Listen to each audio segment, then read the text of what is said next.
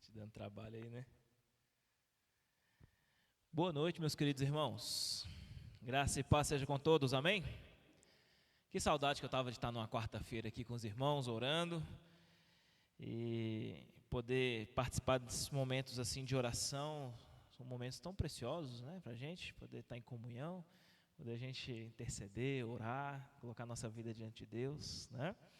E agora, retomar nossa série de exposições bíblicas dos profetas menores. E nós estamos agora em Zacarias, capítulo 7, a partir do verso 1. Eu quero convidar você a abrir a sua Bíblia aí. Quem é que estava com saudade do Zacarias também? Obrigado, meu irmão. Com saudade do pastor, com saudade de Zacarias. Mês de julho, eu creio que a gente não deve ter... Bom, já está chegando já, né? A gente não deve ter terminado os profetas menores até julho, não. Julho completa 2 anos estudando todas as quartas-feiras aqui os profetas menores, né? Começamos lá em julho de 2021, lá em Oséias, né? Lá em Oséias. E aí já foi uma jornada bem longa, né? Passando aí por esses profetas menores, e agora restam com Zacarias 3 profetas para a gente encerrar os profetas menores. Estamos, depois de termos visto as visões do profeta Zacarias, já estamos aqui no período pós-cativeiro babilônico, né? Depois que a nação de Judá havia regressado dos 70 anos do cativeiro, Deus levantou os profetas Ageu e Zacarias para falar ao povo. Nós já estudamos o livro de Ageu e agora estamos meditando aqui na mensagem do profeta Zacarias. Deu 7. Sua Bíblia tem Zacarias, né? Tem, né? Então tá bom. Porque tem umas Bíblias que parece que não tem, né? E o pessoal vai procurando e não acha, né? Levaram o Zacarias embora da minha Bíblia. Tem que fazer, irmão Bola, igual o irmão Zé Maria faz. Ele marca o número da página, né? Está em qual página aí, irmão Zé Maria? 937. Século 21, isso aí. Então vamos lá. Nós vamos ler todo o capítulo 7, são 14 versículos. E essa mensagem do capítulo 7 é uma mensagem bastante importante dentro desse contexto aqui, né? Então, observe aí na sua Bíblia o que diz o capítulo 7 de Zacarias. Diz assim: no 4º ano do reinado do rei Dario, a palavra do Senhor veio a Zacarias, no 4º dia do 9º mês, o mês de Quisleu.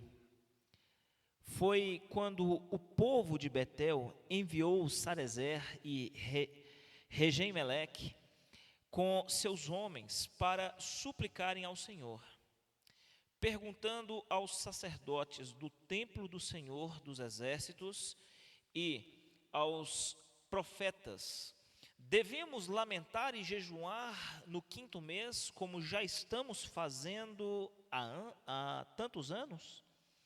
Então o Senhor dos Exércitos me falou: pergunte a todo o povo e aos sacerdotes, quando vocês jejuaram no 5º e no 7º meses durante os últimos 70 anos? Foi de fato para mim que jejuaram? E quando comiam e bebiam, não era para vocês mesmos que o faziam? Não são essas as palavras do Senhor proclamadas pelos antigos profetas, quando Jerusalém e as cidades ao seu redor estavam em paz e prosperavam, e o Negueb e o Cefelá eram habitados? E a palavra do Senhor veio novamente a Zacarias: assim diz o Senhor dos Exércitos: administrem a verdadeira justiça, mostrem misericórdia e compaixão uns para com os outros, não oprimam a viúva e o órfão, nem o estrangeiro e o necessitado, nem tramem maldades uns para com os outros. Mas eles fizeram o quê? Se recusaram a dar atenção. Teimosamente viraram as costas e taparam o quê? Seus ouvidos. Endureceram o quê? O coração, e não ouviram a lei e as palavras que o Senhor dos Exércitos tinha falado pelo seu Espírito, por meio dos antigos profetas. Por isso, o Senhor dos Exércitos irou-se muito. Quando eu os chamei, não me deram ouvidos. Por isso, quando eles me chamarem, também não os ouvirei, diz o Senhor dos Exércitos. Eu os espalhei com um vendaval entre nações, que eles nem conhecem. A terra que deixaram para trás ficou tão destruída que ninguém podia atravessá-la. Foi assim que transformaram a terra aprazível em ruínas. Amém? Queridos, não sei se você talvez já tenha passado por isso, ou talvez você conheça alguém que viva essa determinada situação. Você talvez esteja vivendo há tantos anos dentro de uma igreja, e ao longo deste período sempre fazendo as mesmas coisas, que chega um determinado momento que você se descuida, e quando você percebe, você está vivendo uma espécie de automatismo religioso, fazendo sempre as mesmas coisas como sempre você fez, mas parece que não há muito amor, muita devoção, muita entrega. Parece que você não tem vivido a mesma profundidade espiritual que nos anos iniciais dessa jornada. Parece que você entrou num automatismo religioso, né? Onde você entra nesse ativismo, nessa religiosidade, que acaba se tornando mera religiosidade, e nada mais do que isso. Não há mais sentido espiritual, verdadeiro, né? Sincero nessas coisas. Talvez você não tenha passado por isso, talvez você conheça alguém que esteja vivendo essa situação. E isso é muito comum da gente encontrar em pessoas, principalmente pessoas que já vivem dentro de uma religiosidade há muitos anos, né? São pessoas que, quando elas caem em si e percebem, elas estão vivendo a sua religiosidade de uma maneira mecânica, né, automatizada, né? Ela está acostumado com aquelas rotinas religiosas, né? A quarta-feira vou para a igreja, acaba o culto, eu vou para casa, cuido da minha vida. Domingo de manhã tem escola bíblica, acaba a escola bíblica, vou lá para o culto, tem o culto, vou lá, entrego o meu dízimo, vou embora para casa no final. À noite, 19 horas, vou me preparar, tomar um banho, tem um culto à noite.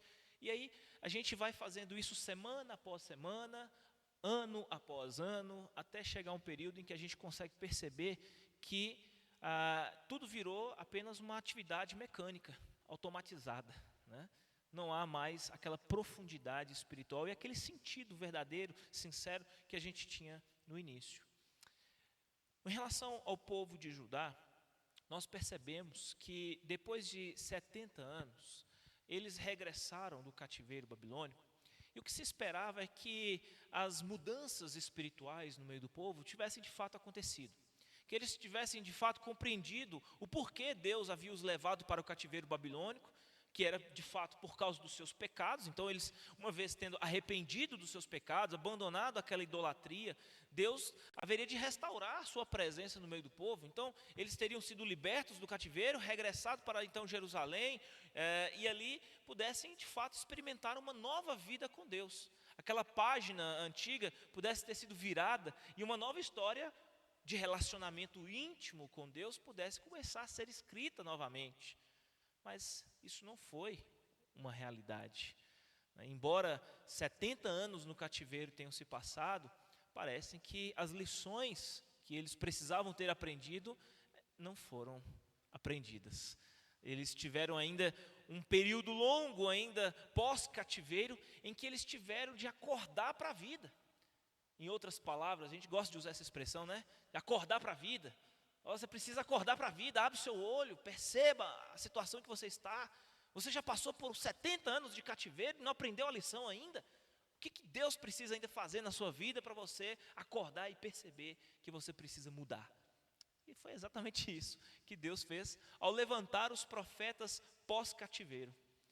Fazê-los lembrar de tudo aquilo que Deus havia já feito, realizado no meio deles, através do cativeiro, e da nova chance, da nova oportunidade que Deus estava dando a eles, para depois desse período longo na Babilônia, eles pudessem ter uma experiência nova agora com Deus, de reaver aquela aliança que outrora havia sido quebrada por causa do seu pecado, dos seus pecados, e agora eles pudessem ter a presença de Deus restaurada no meio deles.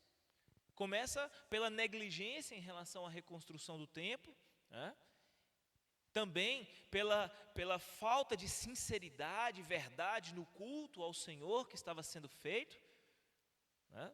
Tanto Ageu quanto Zacarias vai falar a respeito de sacrifícios que já são apresentados, já contaminados ali diante do altar do Senhor. O coração sujo, não só do povo, mas até dos líderes religiosos no meio da nação. Depois de todas essas visões, Deus, ele vem novamente falar ao profeta Zacarias. E agora aqui no capítulo 7, queridos, nós vamos nos deparar com essa realidade.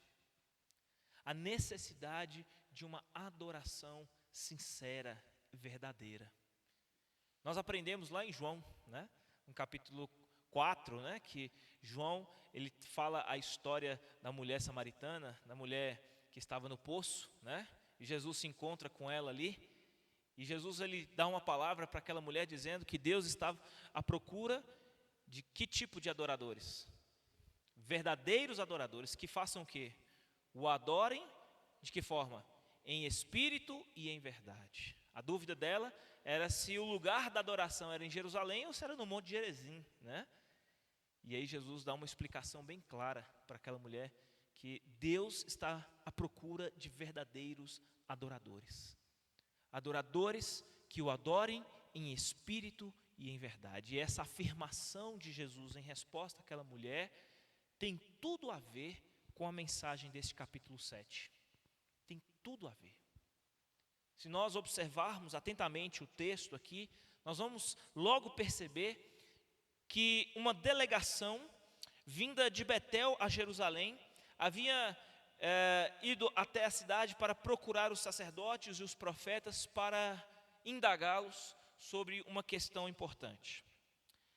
Veja só os versos 1 e 2, o que nos dizem.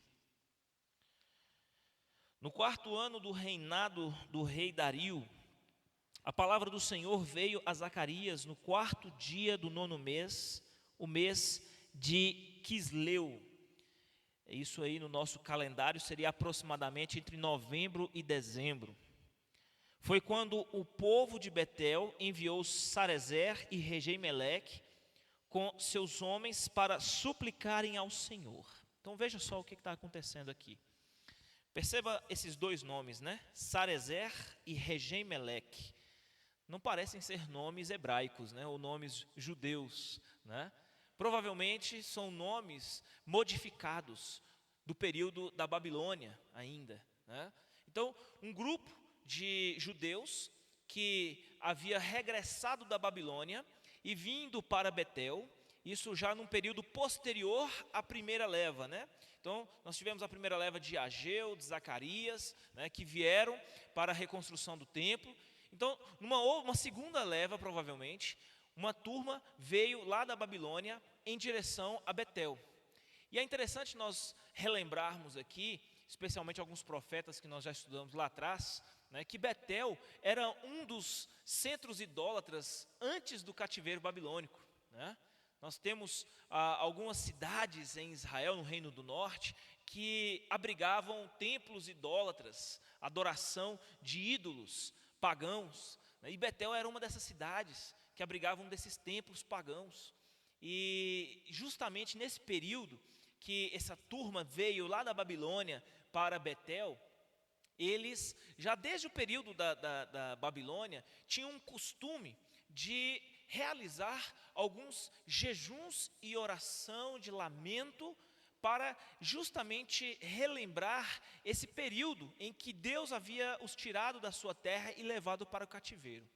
Então, eles já haviam instituído um culto a Deus, onde havia jejuns e orações de lamento, para sempre manter vivo na memória, no coração deles, aquilo que Deus estava fazendo no meio deles, aquilo que Deus havia feito e estava fazendo, né, terem tirado eles da terra deles, levado para o cativeiro babilônico. Então eles instituíram esse tempo de oração, de lamento e jejuns para Deus, para nunca se esquecerem daquilo que Deus havia feito por causa do pecado deles.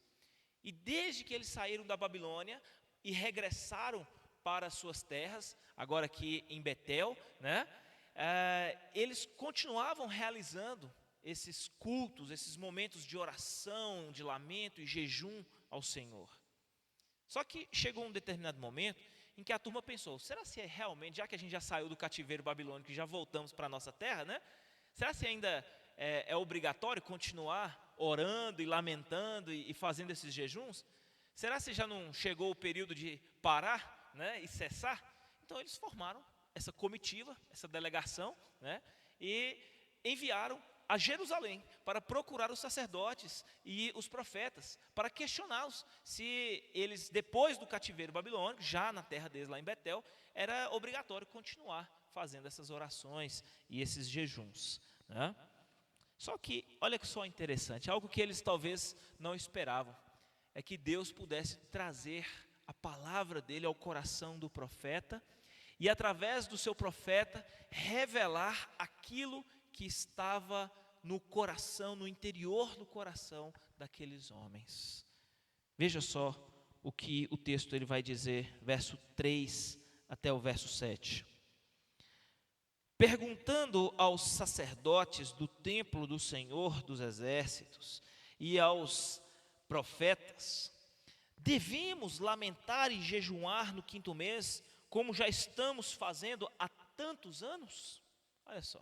A dúvida deles era se depois do cativeiro, já retornado para casa, eles deveriam continuar fazendo aquilo que desde o período da Babilônia estavam fazendo, jejuns e orações de lamento.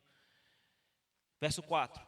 Então o Senhor dos Exércitos falou, pergunte a todo o povo e aos sacerdotes, quando vocês jejuaram no 5º e no 7º meses, durante os últimos 70 anos, foi de fato a mim que jejuaram? Queridos, vamos refletir um pouco nessa questão, né? O que Deus, através do profeta, está revelando aqui diante da pergunta desses homens, dessa delegação? A adoração deles era sincera e verdadeira? Durante todos aqueles anos, desde o período da Babilônia e depois do pós-cativeiro, já em Betel, todo esse tempo em que eles jejuaram e oraram, olha a pergunta que Deus está fazendo, foi realmente a mim que vocês fizeram isso? Ou foi por vocês mesmos? Olha só o versículo 6. E quando comiam e bebiam, não era para vocês mesmos que o faziam? Olha só isso. A primeira questão que a gente precisa pensar aqui é a seguinte: uma religiosidade vazia, superficial, ela não se sustenta por si só. Se uma pessoa quiser ter um relacionamento com Deus baseado somente numa religiosidade superficial, isso é algo que não nutre a sua alma, seu espírito. Em outras palavras, o que eu quero dizer com isso? Se alguém anda por esse mundo sentindo um vazio no coração, uma tristeza, uma angústia, e ele pensa assim, olha, eu preciso fazer alguma coisa para resolver essa angústia do meu coração, para preencher esse vazio da minha alma. E aí muitas pessoas vão em busca dos recursos que o mundo oferece, correto? Muitos vão à prostituição, outros vão à bebida, às drogas, né, ao jogo. As pessoas vão projetar a plenitude da sua vida, da sua alegria, da sua satisfação em tudo aquilo que o mundo tem para oferecer. Quando ela percebe que esses recursos são insuficientes, não são capazes de preencher o seu coração e resolver o problema da angústia, porque sempre ao final parece que o vazio é ainda maior do que era antes, né? Ele vai pensar assim, olha, só me restou uma opção agora, uma alternativa. Vou para a igreja. E aí o que ele faz? Ele procura uma igreja. Seja ela católica ou evangélica, a pessoa ela vai para a igreja. E nós recebemos nas nossas igrejas muitos visitantes que vêm até nós com essa angústia do coração. Mas algo que eles ainda não sabem e que precisam descobrir, que não é o fato de ir à igreja que vai resolver o problema delas. Estar na igreja é muito bom, e esse é um passo muito importante que ela precisa dar para que ela esteja achegada ao povo de Deus, e ali ela seja acolhida, abraçada, e seja apresentado a ela através daquela comunidade de fé, as reais necessidades dela, se arrepender dos seus pecados, entregar-se a Cristo como Senhor e Salvador de sua vida, né? E assim ela possa, juntamente com aquele corpo ali, integrar-se, né, ao povo de Deus, e conhecer mais de Deus, e ser moldado e transformado pelo poder do Evangelho. Mas enquanto esta pessoa, ela em seu coração decidir congregar a uma igreja, achando que isso é um fim em si mesmo, estão entendendo o que eu estou querendo dizer? Que a pessoa, ela começa a ir na igreja, e aí ela vai dizer assim, eu gosto tanto de ir lá na sua igreja. Você sabe que já me procuraram uma vez, falaram assim, pastor, eu gosto muito do seu culto. Falam assim comigo, eu gosto muito de ouvir o seu culto. Olha a expressão que usa, né? Eu gosto muito de assistir o seu culto, é uma bênção. Eu vou lá na igreja, eu sinto uma paz, mas parece que quando ela sai dali e vai embora para casa, o tormento volta, né? E ele não vê a hora do próximo culto para poder vir de novo, para poder sentir aquela paz que ele estava sentindo. Por quê? Porque isso é mera religiosidade, irmãos. Estar na igreja, as pessoas podem até sentir paz, porque de fato, a presença de Deus no meio do povo dele, talvez transmita realmente essa paz no coração das pessoas, até daquelas que estão ali, mas não querem ter um compromisso sincero e verdadeiro. Mas é mera religiosidade. No final, o problema da angústia, da tristeza, é por isso que muitas pessoas quando saem daqui, chegam em casa, ainda vivem os mesmos tormentos, os mesmos problemas, ainda se sentem escravizados pelos pecados, por isso, porque estão vivendo uma religiosidade superficial, não há compromisso, não há entrega. E você logo vai perceber uma coisa, aquela pessoa que vinha visitando, porque gostava do culto do pastor, que gostava do acolhimento dos irmãos, que gostava das programações, até mesmo das músicas, né? Gosto de ir lá no culto, de ver a irmã Gislene tocando aquele piano e cantando, aquilo me transmite uma paz, né? É desse jeito, não é? Só que sabe o que vai acontecer em pouco tempo? Aquela pessoa vai desaparecer. Ela vai sumir. E você nunca mais vai ter notícia dela. Aqui mesmo, irmãos, em menos de 6 meses que eu estava aqui em Três Pontas, um rapaz me procurou aqui na igreja. Muitos problemas na vida. Pensou até em suicídio, sabe? E eu pude ajudar aquela pessoa, aquele rapaz. Conversei com ele, orei com ele, propus ir na casa dele, fazer um estudo bíblico, caminhar junto com ele. Só que, na primeira oportunidade que aquela angústia que ele sentiu no coração deu uma aliviada, ele percebeu que talvez a solução não fosse igreja. Talvez a solução fosse uma outra coisa. E aí, ele não queria compromisso sincero e verdadeiro. Então, ele logo desapareceu. não atendia mais as minhas ligações, não queria mais, até que eu percebi que realmente o que ele queria era só resolver o problema dele. Se estar na igreja era sinônimo de resolver o meu problema, ele estava. Mas a partir do momento que o problema dele foi resolvido, aí ele não precisava mais da igreja. Não é assim que acontece? Olha essas pessoas aqui. Saíram de Betel e foram até Jerusalém para procurar os sacerdotes e os profetas, para perguntar o quê? Será que a gente deve continuar ainda orando e jejuando? Igual a gente estava fazendo há tantos anos, mas já faz tantos anos que a gente está orando e jejuando. Será que vocês estão? É como se eles viajassem de Betel e fossem lá para Jerusalém e chegassem lá. Deixa eu perguntar a vocês: vocês ainda estão orando e jejuando ainda? É porque a gente está querendo saber se é para continuar ou se é para parar. Porque quando se faz algo de maneira superficial, sem profundidade, sem espiritualidade, isso cansa, tem hora. Cansa. Ser um religioso cansa. Por que tem pessoas que, eu vou usar aqui o exemplo do catolicismo, porque isso é algo comum e é testemunhado pelas pessoas, tá? Por que muitas pessoas são, vamos dizer assim, católicos praticantes, né? Vão na missa de manhã, de tarde, de noite, se confessam, faz crisma, faz isso, faz aquilo outro. Só que chega um determinado momento que a pessoa esfria, né? Para, não vai mais.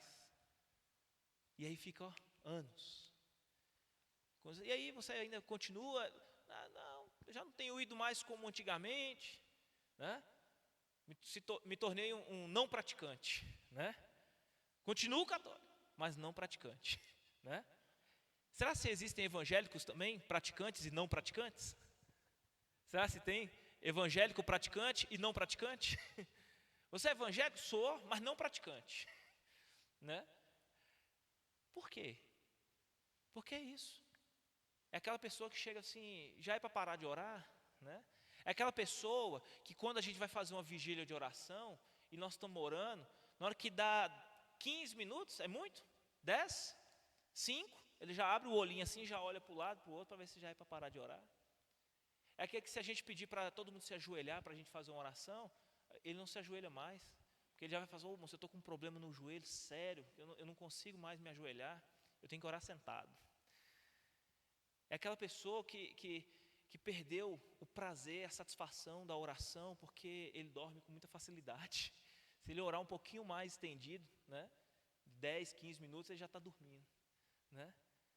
É aquela pessoa que à noite vai orar, e na hora que ele fala amém e abre o olho, está de manhã. Ele dormiu durante a oração. Sabe? Queridos, eu estou colocando isso para mostrar que é necessário nós fazermos essa avaliação. Se nós vivemos de fato a espiritualidade de maneira sincera e verdadeira, ou se nós não estamos como essa delegação aqui. Manda a turma lá perguntar ao pessoal lá, o sacerdote, o pastor lá, se já é para parar de orar, ou se a gente deve continuar orando. Por que há tantos anos nossas reuniões de oração são as menos frequentadas? Por que nós, povo batista, sempre foi conhecido como o povo que ora, e nós perdemos essa identificação, né? Como um povo que ora? Nós temos orado cada vez menos, né? Temos buscado a Deus cada vez menos. Vivemos correndo agora com o advento da internet, das redes sociais, né? Hoje tem crente de YouTube, né? Crente que gosta de ficar só em casa, que com controle remoto ele escolhe o pastor que melhor lhe agrada, o louvor que melhor lhe agrada, a palavra que melhor lhe agrada, e por aí vai, né? Mas olha só como a mensagem de Deus, ela é reveladora, né?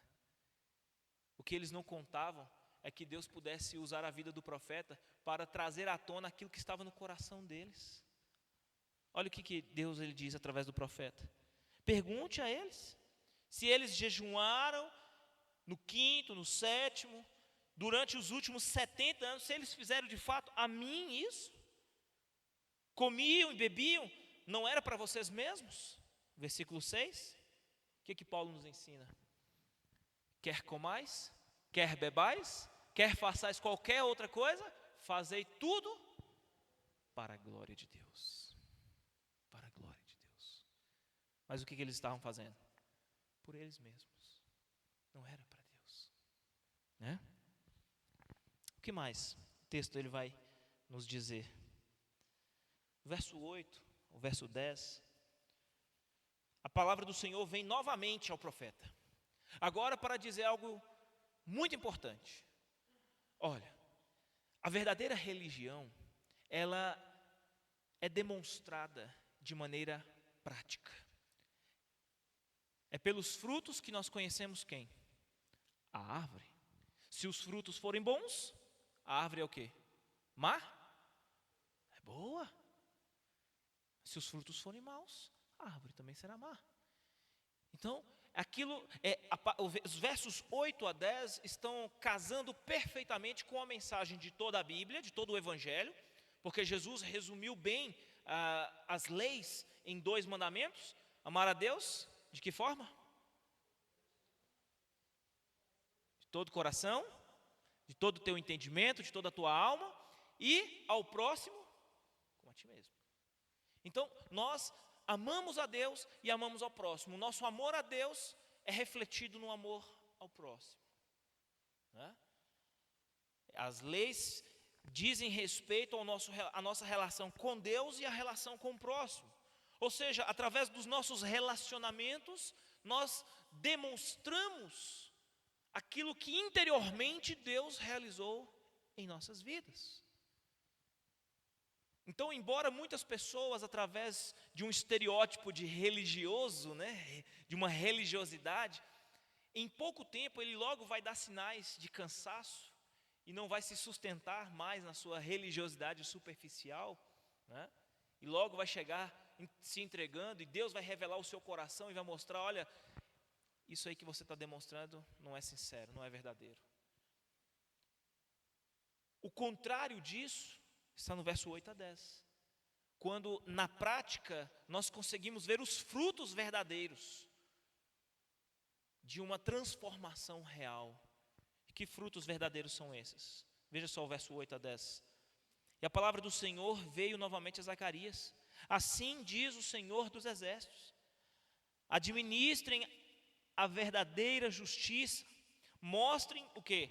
Misericórdia, compaixão uns com os outros, não oprimam a viúva e o órfão, nem o estrangeiro e o necessitado, nem tramem maldades uns para com os outros. Olha só isso. Deus está dizendo ao povo: olha, vocês não devem viver de uma religiosidade vazia, superficial. Afinal de contas, toda aquela oração e todo aquele jejum foi inútil, foi em vão, porque não foi a mim que vocês fizeram a vocês mesmos. Se vocês querem realmente demonstrar às pessoas aquilo que realmente eu fiz no coração de vocês, isso Deus falando, né, aqui de maneira retórica, vocês devem demonstrar justiça, misericórdia, compaixão, cuidados mútuos com os necessitados, com as viúvas, os órfãos. Veja quantas pessoas que carecem do amor de Deus. Queridos, nós temos à nossa volta inúmeras pessoas de diferentes classes. O povo de Deus é formado assim. Pastor, por que existe tantas diferenças de classes no meio da igreja? Porque existem pessoas simples, com poucos recursos, pessoas, vou usar a expressão humildes, né? Não no sentido correto da palavra, mas na expressão popular, né? Que a gente usa, fulano é humilde, no sentido de não ter muitos recursos materiais, financeiros. E existem pessoas bem abastadas financeiramente, pessoas que não têm nenhum tipo de problema, né? Ou escassez, não passam por escassez. Por que Deus não faz todo mundo uniformemente, uma classe social só? Porque quando a pessoa converte, ela já não é integrada. Aí vem a teologia da prosperidade, né? Já existe a teologia da prosperidade para isso, né? A maldita teologia da prosperidade, né? Mas Deus dá recursos a alguns, muito recurso a alguns, pouco recurso para outros, para que haja justamente essa demonstração de cuidado, de amor. É preciso ter uma compreensão. Se você é alguém que foi extremamente abençoado por Deus materialmente, você deve se perguntar: Senhor, qual o propósito de eu ter todas essas coisas? O Senhor deseja usar a minha vida para algum fim? Que seja para a glória do Senhor. Usa a minha vida para abençoar a vida de outros que necessitam. E se você é alguém que carece de ser abençoado, não tenha orgulho, não queira recusar isso. Uma coisa que meu pastor, desde muito novo, ele sempre me ensinou. Ele falou assim: olha, quando alguém se propor a abençoar a sua vida, não recuse, não rejeite, porque você pode estar privando a outra pessoa de querer ser uma bênção na sua vida. E existem pessoas que têm prazer em abençoar, e às vezes o orgulho no nosso coração nos impede de aceitar, e até mesmo de privar aquela pessoa de querer ser uma bênção. Nós podemos ser instrumentos de Deus também, para abençoar outros, que talvez estejam em condições inferiores à nossa, financeiramente. Mas independente de tudo isso, queridos, o sentimento que precisa realmente imperar em nossos corações é o amor, é a compaixão, é a misericórdia. Porque nós nos assemelhamos a Cristo, o caráter de Cristo é aperfeiçoado em nós, quando nós agimos assim, estendendo a mão ao necessitado, agindo com justiça, com equidade, sendo misericordiosos e bondosos. Eu já expliquei aqui antes, né? O significado da palavra misericórdia, né? É a aglutinação de duas palavras, miser e córdia. Ou seja, misericórdia é colocar o coração na miséria do outro, né? Então eu vejo alguém passando por uma necessidade e eu coloco o meu coração naquela necessidade. E eu estou disposto a ir lá, doar de mim àquela pessoa. Então isso, irmãos, Deus ele mostra através do profeta Zacarias que se aquelas pessoas realmente queriam dar provas vivas de que seus corações haviam sido transformados, moldados por Ele, e que eles de fato viviam a verdadeira religião, era essa. O que Tiago fala sobre a verdadeira religião? O que deve ser feito? Cuidar dos órfãos, das viúvas e preservar da contaminação do mundo. Não se deixe contaminar com o mundo. Essa é a verdadeira religião que Tiago ensina e que Zacarias está casando perfeitamente no seu ensino. Mas, veja só, verso 11 a 14. O texto vai dizer assim: mas eles se recusaram a dar atenção. Teimosamente viraram as costas e taparam os ouvidos. Endureceram o coração e não ouviram a lei e as palavras que o Senhor dos Exércitos tinha falado pelo seu Espírito, por meio dos antigos profetas. Por isso, o Senhor dos Exércitos irou-se muito. Quando eu os chamei, não me deram ouvidos. Por isso, quando eles me chamarem, também não os ouvirei, diz o Senhor dos Exércitos. Eu os espalhei com o vendaval entre nações, que eles nem conhecem.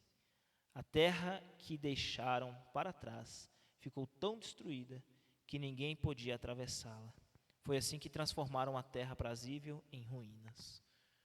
O profeta está trazendo aqui à tona a consciência daqueles homens, que eles precisam tomar uma decisão que será vital nas suas vidas, sobretudo no que diz respeito ao seu relacionamento com Deus. Eles não deveriam ficar preocupados se realmente era para continuar orando e jejuando, ou se já era para parar. Se eles realmente não tivessem sido verdadeiramente transformados, nada daquilo iria adiantar. Nada daquilo ia fazer o menor sentido. E no final, ia acontecer exatamente aquilo que aconteceu com os antepassados deles. taparam os seus ouvidos à verdade, à palavra de Deus. Deram as costas para o Senhor e seguiram o seu próprio caminho. Sabe o que isso me lembra aqui? O jovem rico, né? Senhor, eu sou cumpridor de tudo, tenho obedecido às leis, tenho cumprido todos os rituais, tenho feito tudo aquilo que me ordenaram. O que me resta agora? Quanto que falta agora? O que eu preciso fazer? Vai, vende tudo que você tem, dê tudo aos pobres, depois vem me seguir. O que ele fez? Baixou a cabeça, deu as costas, chutou a pedra na rua, foi embora. Aonde está o coração? Onde estiver o seu tesouro, ali estará também o seu coração. Então, queridos, pessoas que vivem uma religiosidade superficial, pessoas que não foram verdadeiramente transformadas em verdadeiros adoradores, quando elas vierem a ser confrontadas pela palavra de Deus por causa do seu pecado, e tudo aquilo que está sendo guardado em seu coração vier para fora e ser revelado, o que eles vão fazer? Eles vão dar as costas e vão embora. Queridos, que Deus tenha misericórdia de nós. Que o Senhor Deus tenha compaixão das nossas vidas. E Ele não nos permita jamais incorrer em um coração endurecido, cheio de orgulho, de vaidades, que nós não venhamos incorrer num culto e numa adoração vazia, superficial, mera religiosidade. Que Deus nos livre disso, irmãos.